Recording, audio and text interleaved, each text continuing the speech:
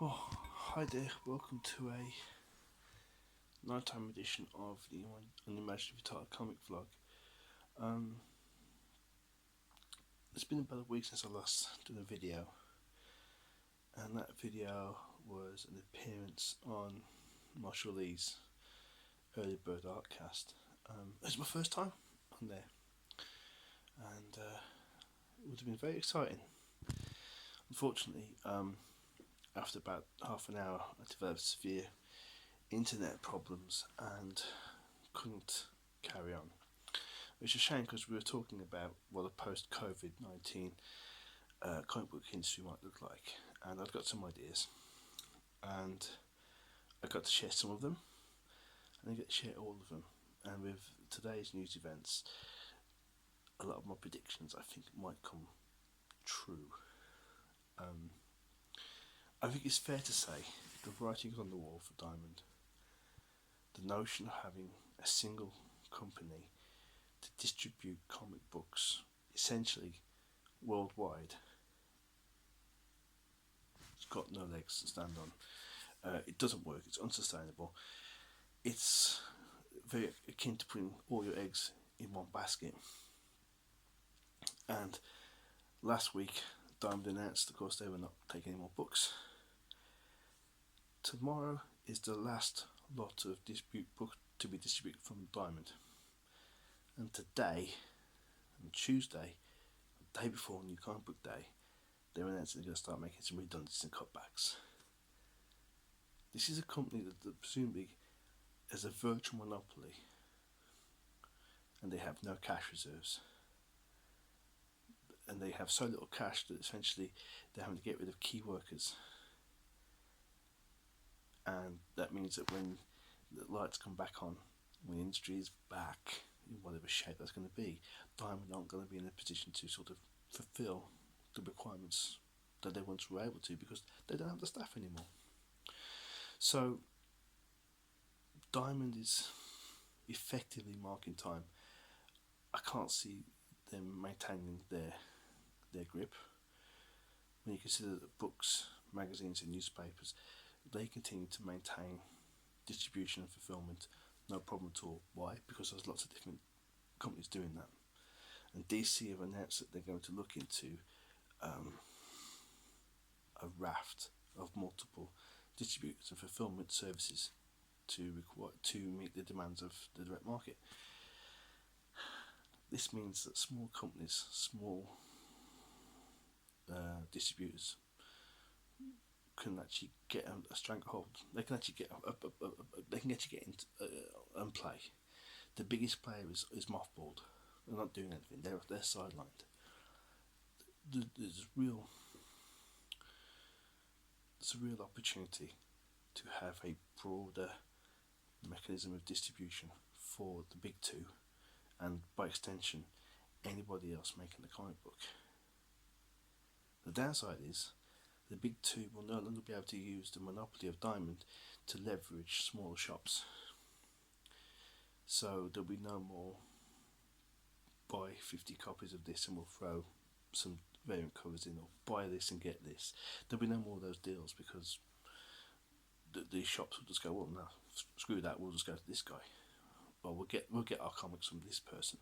We don't have to necessarily deal with Marvel and by extension Diamond.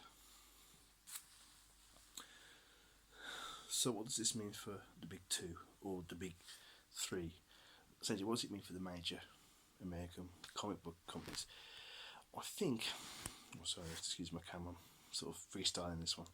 I think in a post-COVID environment, Marvel, DC, Image, God who else, IDW, I suspect, they'll have to start getting lean. They'll have to start being ruthless with what books they carry. You don't have the leverage of Diamond anymore. You don't have that power over people. You can't just start over shipping things. That playbook is done now. It's not going to work. Shops aren't going to handle it. Too many shops are probably going to go out of business over this period of sort of isolation. there's not going to be enough brick and mortar stores to allow them to do that. So I think Marvel and DC will have to pare down the amount of books that they publish, and those books will have to all be big hitting, big selling titles, because essentially there'll be a period of, I mean, everyone's saying, oh, end of April. Nah, I will not be surprised if it's months. We're talking months. This is not 3 weeks. This isn't like 2 weeks, 2 week vacation. This is long term. I would not be surprised if it's more like 6 to 9 months, potentially the rest of this year. And when Marvel and DC uncocoon and start putting out physical books again, they won't have the capital to flood the shelves with hundreds of books every month. Every book will have to be a big seller straight out the gate. It means they'll have to be more ruthless with the titles that they stock. They'll have to get rid of titles that won't shift. I personally will be very, very surprised if we see New Warriors. That thing has been ratioed to hell and back. I think the character designs on it are terrible. I think the character bios are just terrible. I think it's poorly conceived. I think the characters are poorly designed. I think the origins for the characters are really lazy. Is the only way I can describe it. Just very lazily thought out. People are just handed backpacks of immense power, or they're given these amazing powers from spurious things like internet gas. And what is that power? To be always connected. What, like a phone or Google Glasses? That's not a power. That's just a thing,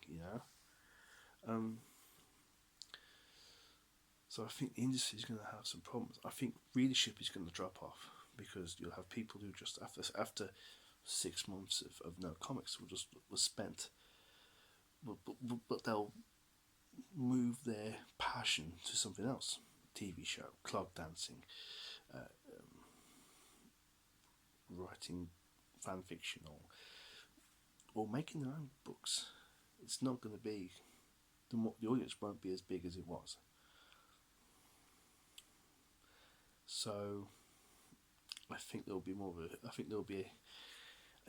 a bigger switch to more digital platforms. But the problem with that is there's no real way of getting figures or meaningful sale figures from that. It's really hard to work out, what that means. The big two don't store or don't publish downloads for digital stuff. Some of the pros are talking about switching to doing like web-based comics. They're talking about kickstarting stuff, and this is all good stuff. It means alternative ways of distributing and fundraising for comics is going to be lifted. The downside is you could potentially see an oversaturation in certain markets, and I'm thinking Kickstarter, Indiegogo, and something like Webtoons could find themselves massively oversubscribed, and that's a problem for mid-level or sort of say recent artists, because all it takes is a couple of big hitters from Marvel to set up a Webtoons comic, and it can be terrible. It doesn't matter. They're going to get tons of people coming to see them because Creator X has made this thing. So yeah, but like I say, this is a rapidly unfolding situation. No one's got a crystal ball. I'm speculating like crazy on this one, but this is what all of the indicators are telling me. Now I could be well off base, and I kind of hope I am. But it's worth pointing out.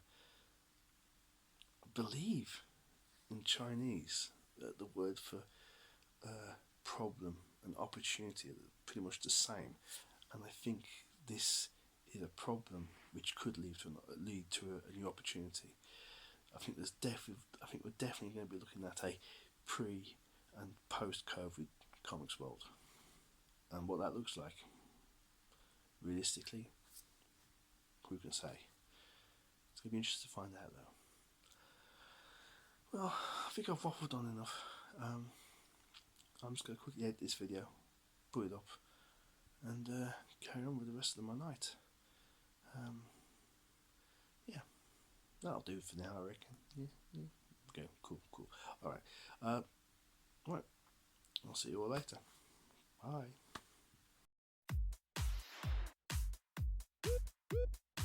Thanks for watching. Hit the subscribe button. Make sure you're still subscribed and rock the bell for notifications. Okay, bye bye now.